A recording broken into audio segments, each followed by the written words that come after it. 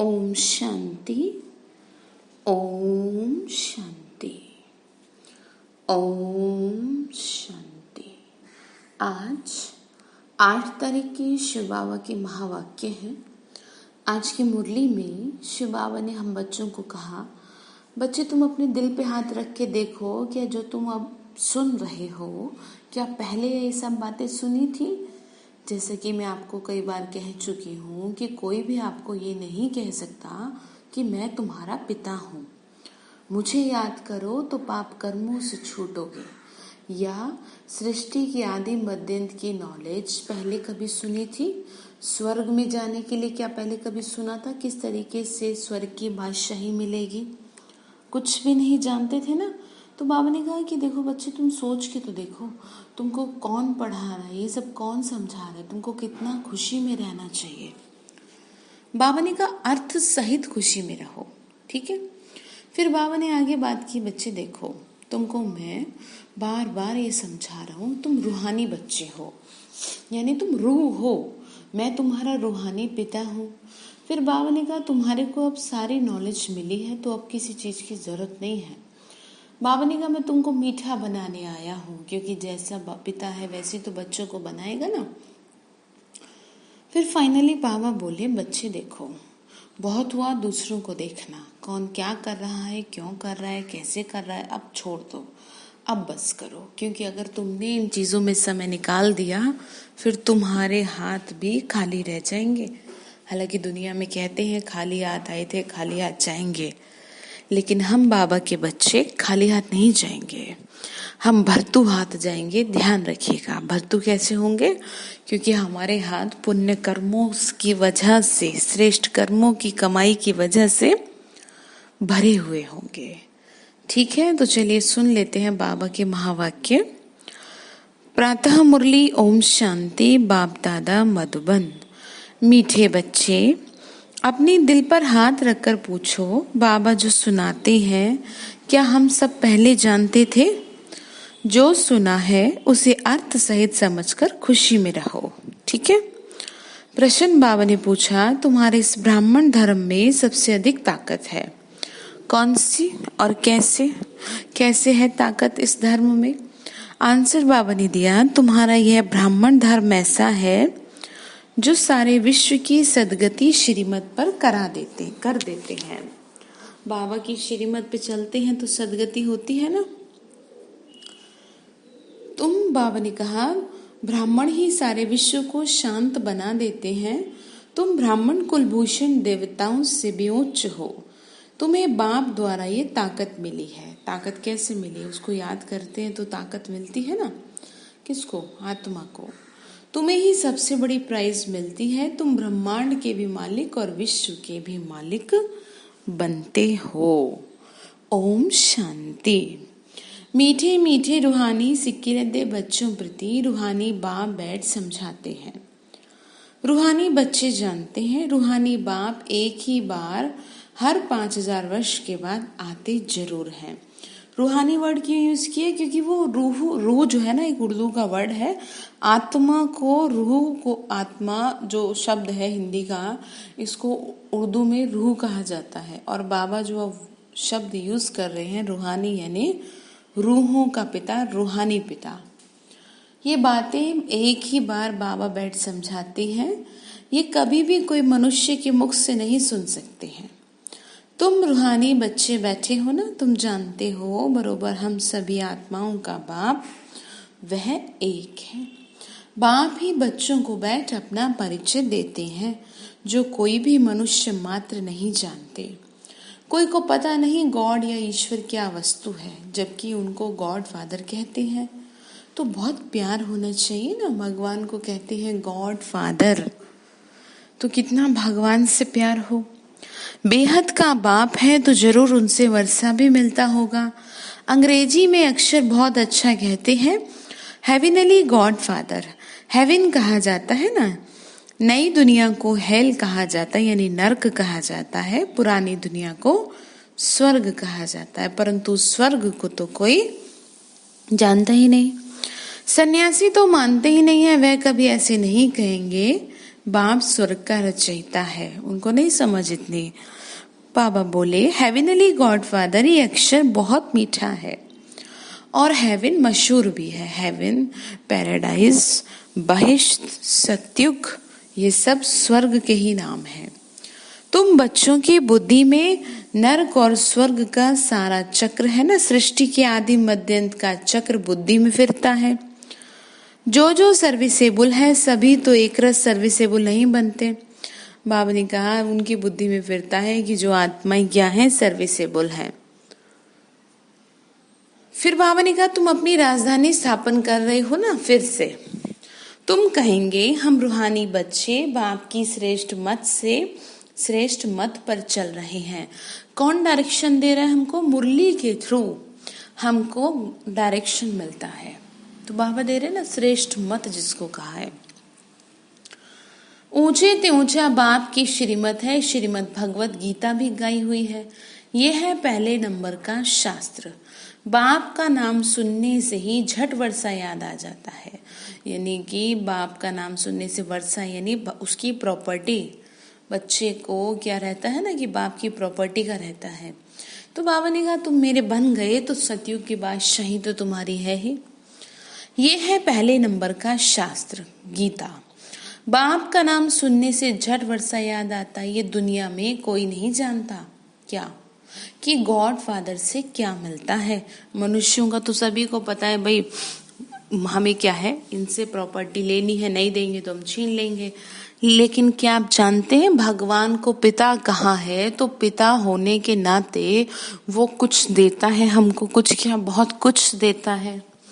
तो इस बात का ज्ञान ही नहीं है। बाबा बोले, बाबा ने कहा अक्षर कहते हैं प्राचीन योग, परंतु समझते नहीं कि प्राचीन योग किसने सिखाया। वो तो कृष्ण ही कहेंगे, क्योंकि गीता में कृष्ण का नाम डाल दिया। अभी तुम समझते हो बाप ने ही राजयोग सिखाया है। किसने सिखाया? कौन सिखा रहा है आपको? हम थोड़ी सिखा रहे हैं यहाँ कुछ भी। हम तो सिर्फ उसका मैसेज आप तक फॉरवर्ड कर रहे हैं। आपको चलाने वाला वही है, वही आपको चला रहा है, वही आपको मदद कर रहा है। जैसे आपने उसे प्यार से बुलाया तो वही आपको चला रहा है। तो ध्यान रखिएगा, उसी ने तो सिखाया ना। वो तो कृष्ण ही कहेंगे, क्योंकि गीता में कृष्ण का नाम डाल दिया। अभी तुम समझते हो बाप ने ही राजयोग सिखाया, जिससे सब मुक्ति जीवन मुक्ति को पाते हैं। ये भी समझते हो ना कि भारत में ही शिव बाबा आया था, उनकी जयंती भी मनाते हैं। परंतु गीता में नाम गुम होने से महिमा भी गुम हो गई, जिससे सारी दुनिया को सुख शांति मिलती है। उस बाप को ही भूल गए, यानी जो सुख शांति देने वाला था उसी को भूल गए। इसको ऐसे समझिए जैसे कोई अपने माँ बाप को भूल जाए तो उसके जीवन में क्या सुख शांति रह सकती है? भले ही उसके पास लाख हो करोड़ों हो, लेकिन अगर माँ बाप नहीं तो कुछ भी नहीं है। ठीक है, तो इसी तरह से अगर भगवान को नहीं जानते, उस परम पिता परमेश्वर को नहीं जानते, तो फिर क्या जानते हैं? फिर तो बेकार है। बाबा ने कहा इसीलिए तो फिर भटक गए। इसीलिए आज की दुनिया में बहुत से लोग बहुत पूजा पाठ भी करते हैं, लेकिन वो भी सुखी नहीं है। उनके घर में भी सुख शांति उतनी नहीं है। उसके पीछे रीजन यही है कि माँ बाप को तो भूल गए। माँ बाप कौन है? परम पिता परमेश्वर, जो सबका पिता है, उसको भूल गए। बाकी के लोगों को याद कर रहे हैं। तो उससे क्या होगा? तो जैसे इसको ऐसे समझो जैसे कि जो जन्मदाता है, जिसने जन्म दिया, वो माँ बाप को भूल गए, और जो क्रैच वाले थे जिन्होंने पालना करी उनको याद किया हुआ है, वो भी मतलब के लिए। तो फिर ऐसे कैसे सुखी होंगे? नहीं सुखी हो पाएंगे ना। आप कैसे भूल सकते हो उसे? आपको तो हर पल शुक्रिया करना चाहिए उसको। जरा सा कोई पड़ोसी आपका मदद कर दे, आप 100 बार निकलते हुए ना घर से, आपके अंदर से ना एक सहानुभूति प्रकट होगी, भाई आपका शुक्रिया। और जो आपको रोज रोज संभाल रहा है, हर पल आपको मदद कर, उसको कितना शुक्रिया करते हैं? जरा देखना, अपने आप को देखो, उसको कितना शुक्रिया बोले। भोजन के समय शुक्रिया कहे बाबा को? नहीं कहते ना। बहुत बुरी बात है ये। तो बाबा ने कहा कि बच्चे देखो, इनको कहा जाता, बाबा ने कहा उस बाप को भूल गए, इसको कहा ही जाता है एकज भूल का नाटक। बड़े ते बड़ी भूल ये है जो बाप को ही नहीं जानते। कभी कहते वह नाम रूप से न्यारा है, कभी कहते कच्छमच्छ अवतार है, ठीक कर बित्तर में भूल हो रही है। सीढ़ी नीचे उतरते जाते हैं, कला कम हो जाती है, तमो प्रधान बनते जाते हैं। ड्रामा के प्लान अनुसार जो बाप स्वर्ग का रचयिता है, जिसने भारत को स्वर्ग का मालिक बनाया, उनको ठिक्कर बित्तर में कह दिया। अभी बाप समझाते हैं, तुम सीढ़ी उतरते कैसे हो। सीढ़ी उतरना यानी कैसे धीरे धीरे तुम्हारे जीवन में दुख आता है। क्यों आता है ये भी बता दिया ना। कुछ भी किसी को पता नहीं, ड्रामा क्या है पूछते रहते हैं।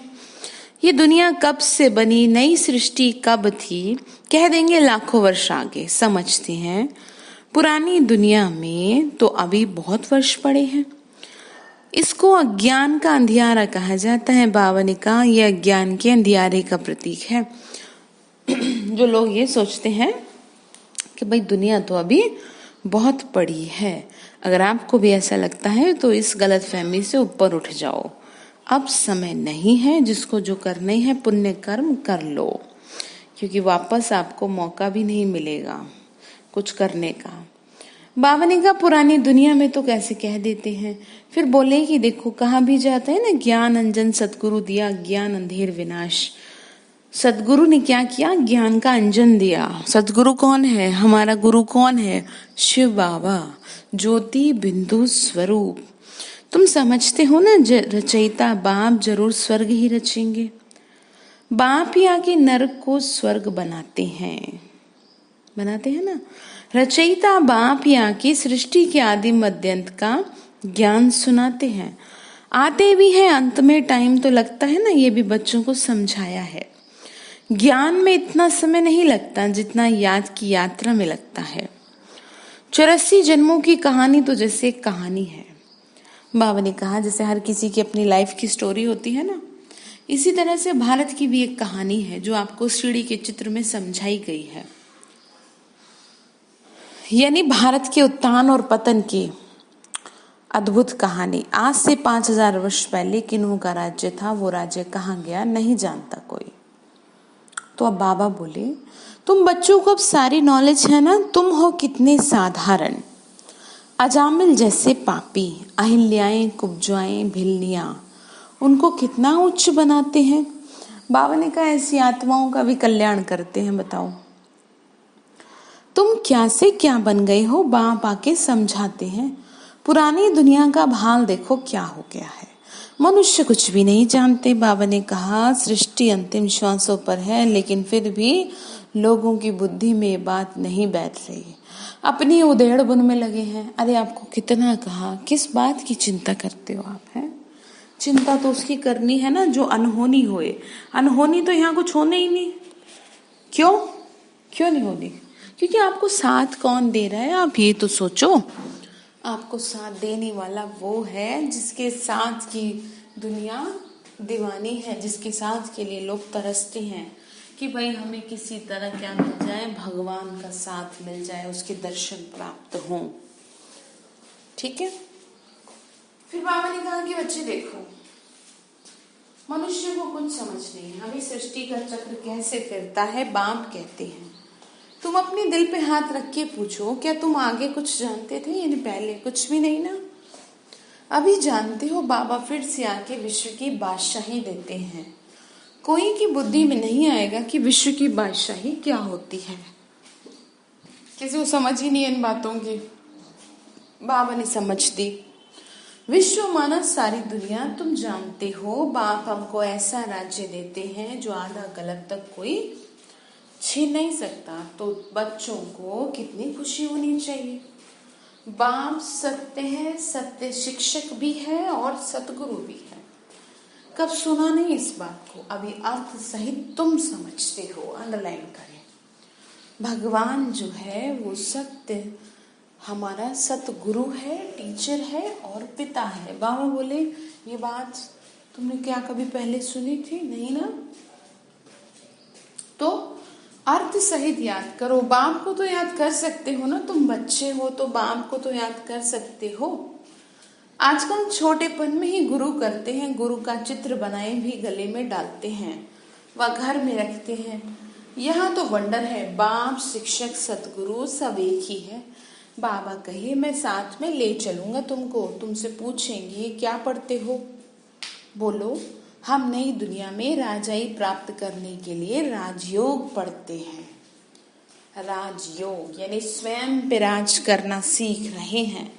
जिसने स्वयं पे राज कर लिया वो दुनिया पे राज करेगा। जिसका स्वयं पे कंट्रोल नहीं है वो कितना ही किसी को कुछ कर ले वो कुछ नहीं कर पाएगा, तो दुनिया पे क्या करेगा। इतिहास गवाह इस बात का। बाबा ने कहा जैसे बैरिस्टर योग होता है ना, तो जरूर बुद्धि का योग बैरिस्टर तरफ जाएगा। टीचर को जरूर याद तो करेंगे ना, तुम कहेंगे हम स्वर्ग की राजाई प्राप्त करने के लिए पढ़ते हैं। कौन पढ़ा रहे आपको? शिव बाबा भगवान, उनका नाम तो एक ही है जो चलाया। रथ का नाम तो है ही नहीं, मेरा नाम है ही शिव। भगवान अपना इंट्रोडक्शन खुद देते हैं, मेरा नाम है शिव। शिव बाबा ने कहा और मैं हूं तुम्हारा कल्याणकारी, सबका कल्याणकारी। बाबा ने कहा ये वंडरफुल है, मनुष्य को नहीं समझ में आता। बाप शिव और रथ ब्रह्मा कहेंगे, यानी ब्रह्मा का रथ लिया। अभी तुम जानते हो ना ये कितना वंडरफुल है। शरीर तो एक ही है, इनको भाग्यशाली रथ क्यों कहते हैं? प्रजापिता ब्रह्मा के रथ की बात करें, यानी शरीर, रथ यानी शरीर को कहा है, तो उन्होंने वैसा रथ दिखा दिया। बाबा ने कहा कि बच्चे देखो, क्योंकि शिव बाबा की प्रवेशता है तो जरूर दो आत्माएं ठहरी। ये भी तुम जानते हो, किसी को तो ये ख्याल में भी नहीं आता। अब दिखाते हैं। भागीरथ ने गंगा लाई, क्या पानी लाया? नहीं, ज्ञान की गंगा होती है वो। अभी तुम प्रैक्टिकल देख रहे हो ना, कैसे ज्ञान की वर्षा होती है। वास्तव में गंगा ज्ञान की कही गई है, न कि पानी की। उन्होंने पानी की दिखा दी। बाबा ने कहा देखो, किसने लाया, किसने प्रवेश किया? बाप ने किया ना। मनुष्यों में पानी थोड़ी ही प्रवेश करेगा। ज्ञान की बात है ना, जटाओं से पानी थोड़ी आएगा। इन बातों पर मनुष्य कभी ख्याल नहीं करते। वो दिखाते ना जटाओं से गंगा निकली, तो वास्तव में वो ज्ञान की बात है। कहा ही जाता है रिलीजियस इज माइट। रिलीजन में ताकत है। बताओ सबसे जास्ती किस रिलीजन में ताकत है? बाबा ने क्या कहा? तुम बताओ। क्या बताओ? मनुष्य को ये बताओ कि सबसे जास्ती ताकत जो है वो कौन से धर्म में है। बाबा ये समझा रहे हैं। बाबा ने कहा देखो, ब्राह्मण धर्म में ही है जो कुछ ताकत है, और कोई रिलीजन में कोई ताकत नहीं है। तुम अभी ब्राह्मण हो। क्यों है ब्राह्मणों में? क्योंकि बाबा ने यहाँ से कहा ना, पवित्रता की वजह से ताकत है। ठीक है, दूसरा ये ज्ञान मिला इसलिए ताकत है। बाकी क्या ताकत? बाकी तो सिर्फ नाम मात्र को मनुष्य अपने धर्म को निभाते हैं। बहुत ही कम है जो लोग सीरियसली लेते हैं इन चीजों को।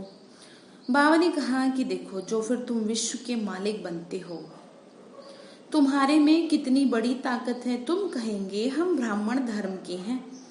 किसी की बुद्धि में नहीं बैठेगा विराट रूप भल बनाया, परंतु वह भी आधा। मुख्य रचता और उनकी पहली रचना को कोई नहीं जानते। बाप है रचता, फिर ब्राह्मण है चोटी। इसमें ताकत है। बाप को सिर्फ याद करने से ताकत मिलती है। बच्चे तो जरूर नंबरवार ही बनेंगे ना। तुम इस दुनिया में सर्वोत्तम ब्राह्मण कुलभूषण हो। तुम कौन हो? सर्वोत्तम। यहाँ कोई जातिवाद की बात नहीं है, न जाति की न धर्म की। जिसको ये ज्ञान प्राप्त हुआ वो आत्मा ब्राह्मण कहलाई। ठीक है, तो फिर कहा तुम इस दुनिया में सर्वोत्तम हो, दुनिया से भी उच्च हो। तुमको अब ताकत मिली है, सबसे जास्ती ताकत तो अभी है ना। ब्राह्मण क्या करते हैं? ब्राह्मण धर्म में सारे विश्व को शांत बना देते हैं। तुम्हारा धर्म ऐसा है जो सर्व की सदगति होती है श्रीमत द्वारा। अब बाबा कहते हैं तुमको अपने से भी उच्च बनाता हूँ। तुम ब्रह्मांड के भी मालिक, विश्व के मालिक बनते हो। बाबा ने क्या कहा? तुम विश्व के मालिक बनते हो, सारे विश्व पर तुम राजाई करेंगे। वे गाते भी है ना, क्या गाते हैं? गाते हैं हमारा भारत हमारा देश है। कभी महिमा के गीत गाते, कभी फिर कहते भारत की क्या हालत है। जानते नहीं कि भारत इतना उच्च कब था। बाबा ने कहा कहते तो रहते हैं लेकिन समझते नहीं इन बातों को कि भारत भी कभी उच्च था, कैसे था उच्च, इस बात का किसी को तनिक भी पता नहीं है। बाबा ने कहा देखो स्वर्ग और नर्क यहाँ ही तो है, जिसको धन मोटर आदि है वह स्वर्ग में कहते हैं। ये नहीं समझते स्वर्ग कहाँ किसे जाता है। बाबा ने कहा वह स्वर्ग में है, उनको ऐसा लगता है ना। ये नहीं समझते स्वर्ग कहाँ ही जाता है, नई दुनिया को। यहाँ सब कुछ सीखना है, साइंस का हुनर भी फिर वहां काम में आता है। ये साइंस भी वहां सुख देती है, यहाँ तो इन सब में है क्या, अल्पकाल का सुख। ये जो चीजें हैं और इसमें भी भरोसा नहीं, भरोसा नहीं, कुछ भरोसा नहीं, चीजों का क्या भरोसा बताओ। अल्पकाल यानी क्षण भंगुर का सुख। आप सभी तो जानते हैं ना इन बातों को, लेकिन फिर भी लोगों को लगता है नहीं जी हमारे पास भी ये होना चाहिए, तो इस वजह से और ज्यादा दुखी हो जाते हैं। तो बाबा ने कहा कि बच्चे देखो वहां तुम बच्चों के लिए स्थायी सुख हो जाएगा। यहाँ सब सीखना है जो फिर संस्कार ले जाएंगे, कोई नई आत्माएं नहीं आएंगी जो सीखेंगी। यहाँ के बच्चे ही संस्कार सीखकर वहां चलते हैं, बहुत होशियार हो जाएंगे, सब संस्कार ले जाएंगे, फिर वहां काम में आएंगे। अभी है अल्पकाल का सुख, फिर ये बॉम्ब शादी ही सबको खलास कर देंगे। मौत के बगैर शांति का राज्य कैसे हो। बाबा ने कहा देखो शांति लानी है तो सफाई भी तो करनी पड़ेगी ना। यहाँ तो अशांति का राज्य, ये भी तुम्हारे में नंबरवार है जो समझते हैं ना। हम पहले पहले अपने घर जाएंगे फिर सुखधाम में आएंगे। सुख में बाप तो आते ही नहीं। बाबा को कह रहे तुम्हारे लिए तो रखा मैंने स्वर्ग, कह रहे मैं आता हूँ तुमको पावन बनाने। बाबा कहते हैं मुझे भी वानप्रस्थ रथ चाहिए ना, भक्ति मार्ग में भी सबकी मनोकामनाएं पूरी करता आया हूँ। संदेशियों को भी दिखाया ना कैसे भक्त लोग तपस्या पूजा आदि करते हैं, देवियों को सजाए पूजा कर फिर समुद्र में डुबो देते हैं। कितना खर्चा होता है। पूछो ये कब से शुरू हुआ तो कहेंगे परंपरा से चला आया। कितना भटकते रहते, ये सब ड्रामा है। देखो बाबा ने क्या कहा, सब बातें कह रही ड्रामा है, क्या करें। कह रहे देखो ये जो करते हैं ये सब, पूछो भैया ये कैसे चला है तो कहेंगे परंपरा। परंपरा किसने निकाली, भगवान तो आगे निकाल के नहीं गए, तो आपकी बनाई हुई परंपरा है ना ये मनुष्यों की। इसीलिए परंपरा रीति रस्म रिवाज होते भी उतने ही ज्यादा दुखी हैं। फिर बाबा ने कहा बाबा बार बार बच्चों को समझाते हैं। क्या समझाते हैं, बार बार समझाते हैं हम तुमको बहुत मीठा बनाने आए हैं। ये देवताएं कितने मीठे हैं, अभी तो मनुष्य कितने कड़वे हैं। जिन्होंने बाप को बहुत मदद की थी उन्हों की पूजा, बाबा ने कहा उन्हों की पूजा करते रहते हैं। तुम्हारी पूजा भी होती है। बाबा बोले पद भी तुम बहुत उच्च प्राप्त करते हो। बाबा खुद कहते हैं मैं तुमको अपने से भी उच्च बनाता हूँ। ऊंच ते ऊंच भगवान की है श्रीमत। ऊंच ते ऊंच कौन है वो, शिव बाबा।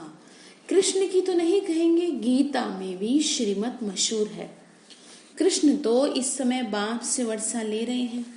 कृष्ण की आत्मा के रथ में बाप ने प्रवेश किया। कितनी वंडरफुल बात है, कभी किसी की बुद्धि में आएगा नहीं। अंडरलाइन करें, कृष्ण की आत्मा में। अब वो कृष्ण की आत्मा कौन है बता दिया ना आपको कोर्स के जरिए, ब्रह्मा के तन में। क्योंकि ब्रह्मा भी कौन है ये भी समझा दिया गया है।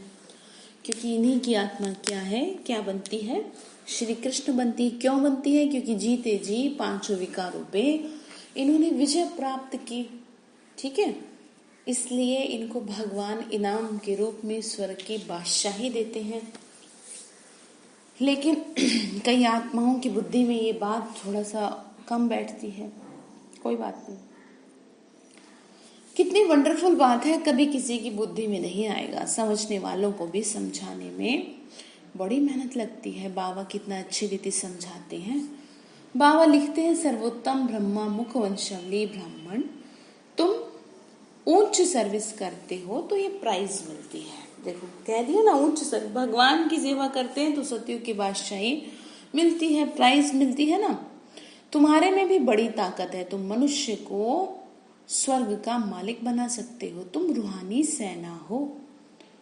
तुम ये बैज नहीं लगाएंगे तो मनुष्य कैसे समझेंगे कि ये भी रूहानी मिलिट्री है। बैज है ना हम लोगों का, वो उसी की बाबा बात कर रहे हैं। मिलिट्री वालों को हमेशा बैज लगा हुआ होता है। शिव बाबा है नई दुनिया का रचयिता। वहां इन देवताओं का राज्य था, अब नहीं है। अब फिर से बाबा कह रहे बच्चे मन मना भव। क्या कह रहे हैं? यानी मन ही मन में मुझे याद करो, देह से सब संबंध छोड़ मुझे याद करो। छोड़ने से मतलब है बुद्धि से। तो कृष्ण की डिनाइस्टी में आ जाएंगे, इसमें लज्जा की क्या बात है। बाप की याद रहेगी। बाप इनके लिए भी बताते हैं, ये नारायण की पूजा करते थे। कौन? जिनको बाबा ने नाम दिया प्रजापिता ब्रह्मा का। नारायण की मूर्ति साथ में रहते थे, चलते फिरते उनको देखते थे ब्रह्मा बाबा। अभी तुम बच्चों को ज्ञान है। आप ये सोचो ना कि बाबा ने इनको नाम दिया, बाबा ने इनके लिए इतना बताया, क्यों बताया? बाबा तो जानता है ना, आप नहीं जानते, हम नहीं जानते, कोई नहीं जानता। भगवान तो जानता है ना किससे क्या काम कराना है, कौन सी आत्मा कैसी है। जैसे आपका स्वयं का क्या पुरुषार्थ है ये तो आप जानते हो, या बाबा जानता है, और कोई क्या जाने। वही समझा रहे हैं। तो ब्रह्मा बाबा ऐसे करते थे, नारायण की मूर्ति को साथ में रखते थे, चलते फिरते उनको देखते थे।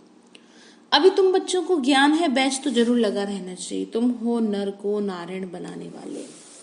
राजयोग भी तुम ही सिखाते हो। बाबा बोले मैं तुमको सिखाता हूँ, तुम औरों को सिखाते हो। नर से नारायण बनाने की सेवा करते हो। अपने को देखना है, हमारे में कोई अवगुण तो नहीं है। ठीक है, क्या करेंगे? देखेंगे ना अपने को। दूसरे को देखने से बेहतर है आप अपने को देख लें, तो बड़ा सुकून मिलेगा आपको। क्योंकि जब दूसरा आपके मन की सफाई करेगा तो बड़ा कष्टकारी होगा वो। ठीक है, समझ आया? फिर क्या करेंगे? फिर आगे बाबा बोले तुम बच्चे बाप दादा के पास आते हो। बाप है शिव बाबा और दादा है उनका रथ यानी ब्रह्मा। बाप जरूर रथ द्वारा ही तो मिलेंगे। अब ज्योति बिंदु स्वरूप आपके पास में बैठा, आपको पता कैसे चलेगा? इसीलिए प्रजापिता ब्रह्मा का तन लिया। बाप के पास आते हैं रिफ्रेश होने, सम्मुख बैठने से याद पड़ती है बाबा आया है ले जाने के लिए। कहाँ ले जाने के लिए? चलेंगे ना? बाबा ने कहा देखो तो जास्ती याद आनी चाहिए ना, बाबा सामने हैं आपके। अपनी याद की यात्रा को वहां भी तुम रोज बढ़ा सकते हो। समझे? तो ध्यान रखेंगे ना इन बातों को। अच्छा, मीठे मीठे सिक्के लदे बच्चों प्रति माता पिता बाप दादा का याद प्यार और गुड मॉर्निंग। रूहानी बाप की रूहानी बच्चों को नमस्ते। रूहानी हम बच्चों की रूहानी माता पिता बाप दादा को नमस्ते। नमस्ते शिव बाबा, नमस्ते। शुक्रिया बाबा, शुक्रिया बाबा, शुक्रिया। धारणा के लिए मुख्य सार है, अपने को देखना है कि हमारे में कोई अवगुण तो नहीं है। जैसे देवताएं मीठे हैं ऐसा मीठा बना हूं। संस्कार ऐसे हैं, स्वभाव। दूसरा पॉइंट है बाप की श्रेष्ठ ते श्रेष्ठ मत पर चल अपनी राजधानी स्थापन करनी है। सर्विसेबल बनने के लिए सृष्टि के आदि मध्य अंत का हेवन और हेल यानी स्वर्ग और नर्क का जो ज्ञान है वो बुद्धि में फिर आना है। कैसे हम आत्माएं स्वर्ग में थी और अब कहाँ आके रुकी हैं। ठीक है, वरदान दे रहे शिव बाबा श्रेष्ठ भावना के आधार से सर्व को शांति शक्ति की किरणें देने वाले विश्व कल्याणकारी भव। श्रेष्ठ भावना के आधार से सबके प्रति श्रेष्ठ भाव। जैसे बाप के संकल्प व बोल नैनों में सदा कल्याण समय है ना, कल्याण की भावना है। ऐसे ही आप बच्चों के संकल्प में विश्व कल्याण की भावना व कामना भरी हुई हो। कोई भी कार्य करते विश्व की सर्वात्माएं इमर्ज हो। मास्टर ज्ञान सूर्यवंश शुभ भावना व श्रेष्ठ कामना के आधार से शांति व शक्ति की किरणें देते रहो। तब कहेंगे विश्व कल्याणकारी। लेकिन इसके लिए सर्व बंधनों से मुक्त स्वतंत्र बनो, बुद्धि से अपने आप को फ्री करो। स्लोगन है मैंपन और मेरापन। मैंपन क्या? मेरा बच्चा, मेरा घर, मेरी पत्नी, मेरा पति, मेरा ये, मेरा वो, ये नहीं। अब क्या करेंगे? बाबा मैं आपका बच्चा, बाबा ये आपकी बच्ची, बाबा ये आत्मा, बाबा आपका घर, बाबा आपका पैसा। समझ आ गया? मैंपन और मेरापन नहीं। ध्यान रखना, मैंपन और मेरापन यही देहाभिमान का दरवाजा है, यही आपसे पाप करा देगा। इसीलिए इस दरवाजे को बंद कर दो। ठीक है, बंद कर देंगे ना। तो आज बाबा ने जो काम दिया वो हम बच्चों को ये कहा कि बच्चे आज तुम इस बात पे जो मुरली आप सुन रहे हैं ना, ये सुनते हैं मुरली, इन बातों पे क्या करिएगा? विचार करिएगा कि ये जो बातें आपको बताई जाती हैं क्या आपने पहले कभी सुनी थी? ये बातें, ऐसी बातें तो पहले कभी नहीं सुनी थी। तो बाबा ने कहा अर्थ सहित जान करके खुशी में रहना। तो सारा दिन यही ध्यान रखना। अच्छा, ओम शांति।